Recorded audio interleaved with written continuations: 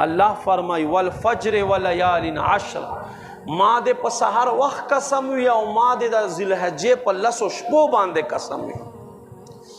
دا ډېره قدر والا میاشت دی، ګوره عزت حرمت والا میاشت. الله محبوب فرمای څوک چې په دې میاشت کې یوه روژه ونیسي، خاص کار په دې اولنیو 10 ورځو کې، نو یوې روژې په بدل کې د قبول کال عبادت ثواب به الله دته عطا فرمای. چې په دې ذوالحجې اولنیو 10 ورځو کې څوک روژه ونیسي. او بیا د عرفې ورځې خو بېشماره برکتونه دي، د 9 ذوالحجې ورځې خو بېشماره برکتونه دي. الله اکبر. الله دې مونږ ته هم بار بار د عرفې روژې نیسلو ثوابونه نصیب کړي. یو روایت کې د 3 کالونو ذکر دی، یو روایت کې کصیام دهر دا الفاظ راغلي، دا داسې دی لکه کل عمر چې د سړي روژې ونیسلې.